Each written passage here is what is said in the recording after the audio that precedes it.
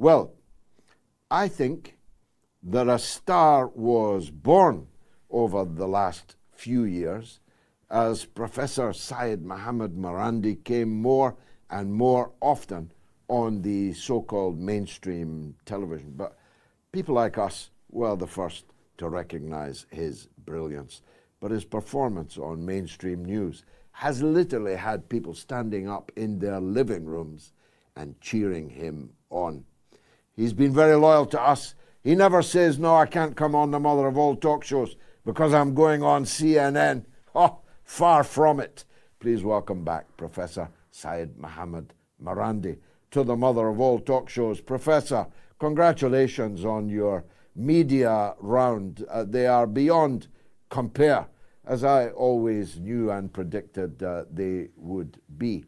But what about the Iranian response to the multiple egregious criminal offenses that Israel has committed against your country? Just in recent times, never mind longer ago than that. I called it earlier performative. I'm guessing you won't like that, but by performative I mean this, that a deliberate attempt was made, and it was successful, not to kill anybody. A deliberate attempt was made not to destroy any Israeli civilian infrastructure, that the targets were entirely state and military targets. In that sense, it was performative, but a very impressive performance. That's my analysis. What's yours? Well, first, I'd like to thank you for your very kind words, and you're the master, and I learned from you, and I continue to learn from you, and I hope to be of some use to the audience and to work alongside you and a growing number of people who are active against war and genocide. Thankfully, things have changed a lot since a year or two ago. I think that we have to look at it in the broader context. In April, when the Iranian embassy was struck and the Iranians wanted to carry out a response, I'm sure you recall that Iran used a large number of drones and a few missiles. Most of the drones were all very old, dirt cheap, as they say, and the missiles were mostly old missiles. The Americans, they did the heavy lifting, and the Israelis brought most of them down to great cost. I think the Americans spent $2.5 billion and the Israelis almost $1.5 billion. But the real objective, and some of the more advanced missiles got through and hit their targets, but the real objective of Iran, the number one objective, was to gather intelligence about the defense capabilities that the Americans and the Israelis and the French and the British and everyone else had mustered together. And this time around, the Iranians were much more serious. And you're absolutely correct. The Iranians did not strike civilian targets. The Iranians struck key military targets. From what I'm hearing from Tehran, there was enormous damage to the infrastructure of the targets that were struck. And the Iranians said immediately that if the Israelis choose to respond, which I think will probably happen and will probably happen soon, that the Iranians will strike again, and it will strike again much harder. And I think probably the Americans and the Israelis miscalculated. They didn't think that Iran would hit so hard, or that the Iranians had such advanced weapons and in such large numbers. And I think if the Israelis do continue this, they will be outgunned. The Iranian strikes will be massive, and they can go on for weeks and months because Iran has many underground missile tunnels and missile bases across the country. which can't be hit. And the reason is that Iran prepared them for potential war with the United States. After the invasion of Afghanistan and Iraq, the Iranians began to develop these capabilities. So Israel is not the United States. It's completely dependent on the United States and the West to sustain itself. So I think that any escalation, any further escalation by the Israelis actually hurts the Israeli regime more than anyone else and empowers the collective resistance and the axis of resistance. But I'm sure that the Israelis are hoping otherwise. But usually what I've noticed, at least, is that Western powers and the Israelis, since they look down upon the rest of the world, their calculations are usually made in arrogance. And that arrogance and hubris is what brings about their defeat. And I think we saw that in Gaza. We saw that alongside the border with Lebanon. They murdered Syed Hassan Nasrallah. I was there. I was literally a 1,000 meters away when they struck Syed Hassan Nasrallah but slaughtered hundreds of people. I was there actually today as well. I went to see the neighborhood. They're still digging people out from under the rubble in that particular attack. They thought that this was a big win, but it wasn't. I think it raised the stature of Hezbollah and made Syed Hassan Nasrallah a bigger hero than it was perceived before. He's much more popular across the region and the world. Hezbollah is now, everyone is looking to Hezbollah. Its popularity is going to have an impact. And the soldiers and the commandos and the officers, they're extremely highly motivated. And I'm sure you've seen the news today. The Israelis tried to enter Lebanon and they were badly mauled by Hezbollah forces and not by the Rizwan brigade. They have not been a part of the fighting yet. So I think the Israeli regime always overestimates its capabilities, underestimates its foes, and that is one reason why it's losing. We'll come back to the Iran front in a minute. Let's go to the Lebanese front, which you have in any case segued into there. It was a very bad day for the Israeli invasion force. I say invasion force, but they're scarcely over the border and are already sustaining very serious damage. Because, of course, for Israelis who don't want to be there, whose mind is half on the beach, these are not people who are particularly keen to die for Benjamin Netanyahu. Many of them may even be political opponents of his. Their morale must have taken a hell of a beating today, on day one, in the first field, in the first forest. What do you say? I agree completely. And I think it was both a combination of arrogance, but also the fact that many of these Israelis are not prepared to fight. They've, first of all, been fighting for almost a year now in Gaza. They're tired. They've had many casualties. The reservists, many of them are not performing well at all, according to the reports. Some are not even reporting to duty. But also, you're absolutely correct. The Israelis have been pampered by the collective West. The West has been pampering this regime all the time. Otherwise, without the West, it would not last more than a few days on the battlefield. And so these men and women, their lives have been very easy over there. They were only used to, when they were wearing uniform, they were used to humiliating Palestinians in the West Bank or guarding the apartheid wall in Gaza or the West Bank and shooting at people who approached the apartheid wall and shooting them in the head or in the knee and having target practice. This was the very difficult work that they had back then. Or they'd go into the West Bank, they'd go into houses, beat people up, take over their houses, take photos of themselves humiliating Palestinians. that was the usual job that they had, not fighting a serious military force like Hezbollah, which is highly trained and which has prepared itself for this war for the last 18 years. They've been developing thousands of kilometers of tunnels throughout the south and central part of Lebanon, and probably the north as well. And the Israelis, they thought that they scored decisive wins by assassinating a few people, but you know this better than I.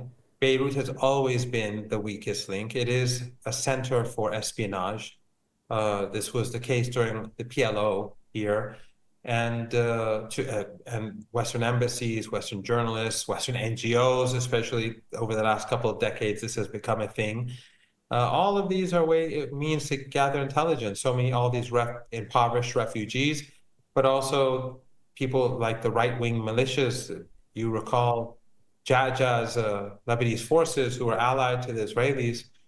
And during the 1982 invasion of Lebanon, they, alongside the Israelis, went into the Sabra Shatila camp, which is not very far from where we are. And in less than 48 hours, they killed almost 4,000 people, Palestinians, ordinary Palestinians, and some Lebanese. So these massacres that we're seeing today, carried out by the Israeli regime and their allies, they're not new. And it doesn't have anything to do with Hezbollah. It goes back way before Hezbollah. But the point is that Lebanon is not Beirut. Beirut, the Israeli regime scored some successes, which I think in the long run are detrimental to Israeli interests, because Hezbollah has become more popular and Syed Hassan Nasrallah has become extremely popular outside of those beyond the people who always loved him. And you could see that on the streets over when it was announced that he was martyred. But Hezbollah's capabilities across the country, its military capabilities, are untouched. The underground capabilities are completely untouched. And the Israelis have, as you pointed out, they have not yet set foot into this country, and they're already suffering major casualties. Imagine what it will be like when they try to get in to the country and advance 20 kilometers inside or 30 kilometers inside. It'll be a bloodbath. And it's carnage as usual for the poor prisoners in the Gaza concentration camp. So angry were the Israeli regime at Iran's response, they slaughtered children in an orphanage. Now, actually, we've become inured to hospitals being destroyed, schools being destroyed. It's a new low for Netanyahu to murder children in an orphanage. Is the possibility of the wider war likely to make things even worse for the people in Gaza, or might Israel's attention have to be diverted elsewhere?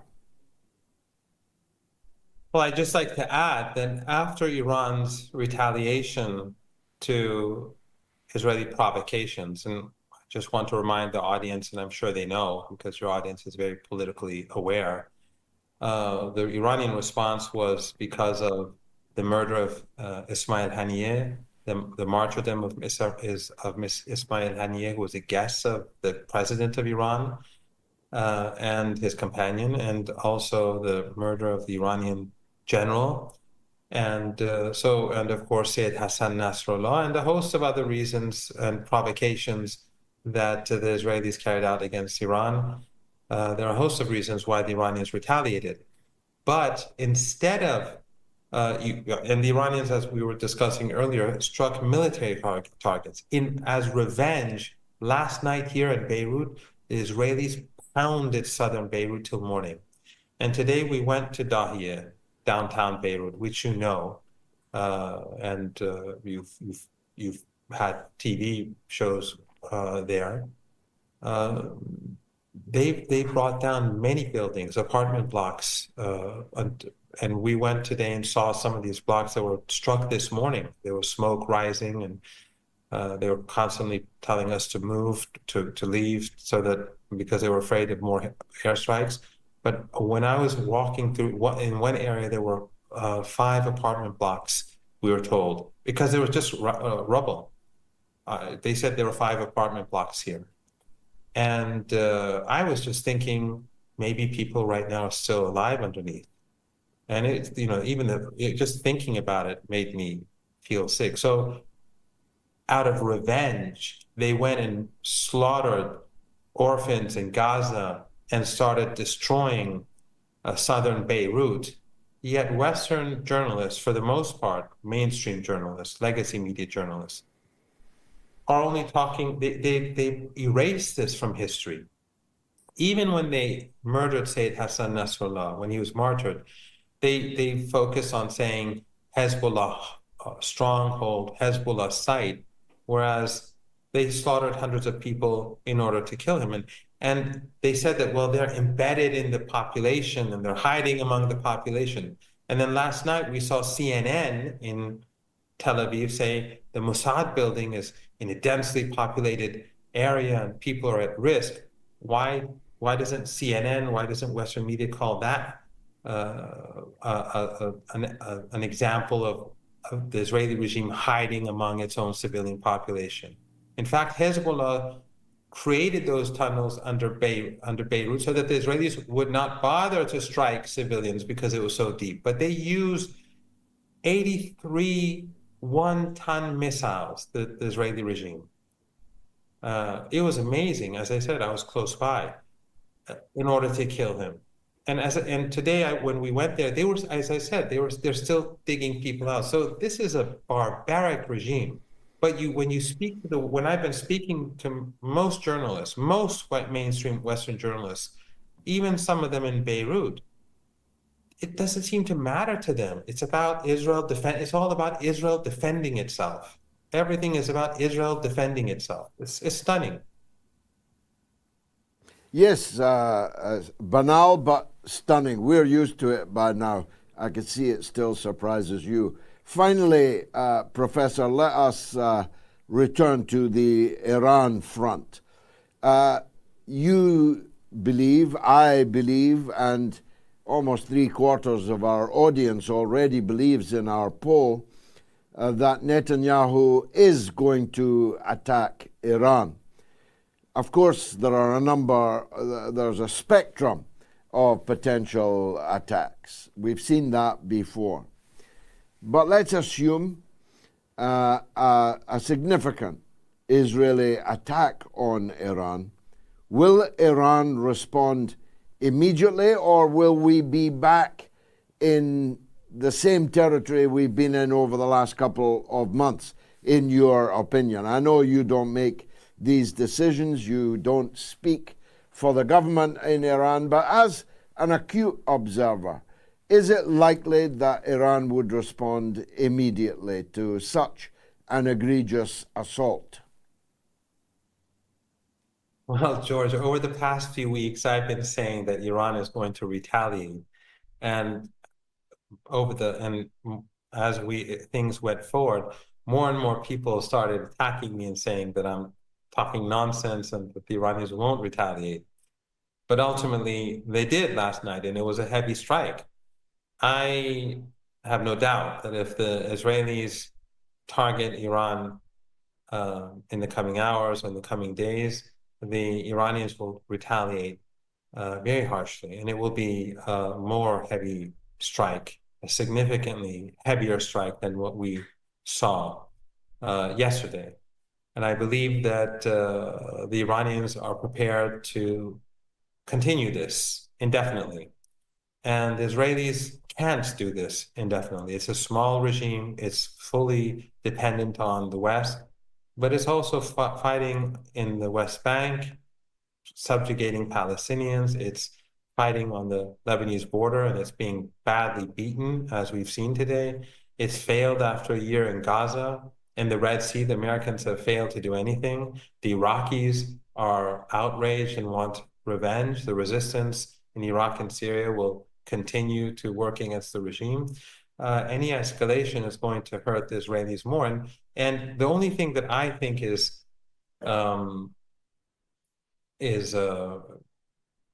possible to, at least in the eyes of Netanyahu, to save him, because I think that Netanyahu knows he will lose against Hezbollah, and I think he knows he'll lose against Iran. I think he's just trying, he's desperate and wants to get the Americans into the war. And of course, that shows that he doesn't even care about the Americans. Just like when he used supply chains for electronic goods, he discredited Western companies and companies linked to countries affiliated with the West. I'm never going to buy any Western products anymore, electrical appliances or laptops or anything like that, because I don't trust them anymore. So he doesn't care about brand America or brand Europe or brand Korea or Japan or Taiwan. He cares about himself. He doesn't even care about Israel, in my opinion. But if the Americans fall into his trap and get involved in the war, the Americans will be confronting a very different situation from the past. The resistance in Iraq will sweep America away. They will be expelled from Iraq. There'll be nothing left. And the Persian Gulf region, all American bases will be destroyed if there's fighting between Iran and the United States. And those regimes that host Americans, their oil and gas installations will be destroyed because they'll be hostile. And some of your viewers may say, well, Iran doesn't have that capability. The Americans have lost the war in the Red Sea to Ansarullah, which has just come out of a 7-year-long genocidal war where everything in the country was destroyed. And the Americans have been unable to open the Red Sea. Does anyone really think that the Americans are going to be able to open up the Persian Gulf to oil and gas exports when Iran has all these underground bases, drone and missile bases that can take out all these oil and gas installations that are right alongside the Iranian border, and all those tankers that are easy targets for Iran? That would mean oil and gas the price would go through the roof, and it would bring down the global economy, and millions of people would be on the move. So I think it's very important for Americans and Europeans to recognize that this type of war would change the world. It could potentially destroy the world economy, and the lives of everyone would be severely impacted as a result. So they should think twice before sacrificing themselves for a war criminal and corrupt individual like Netanyahu. Professor Syed Mohammed Morandi, as always, a tour of the horizon, a tour de force. Thanks for joining us.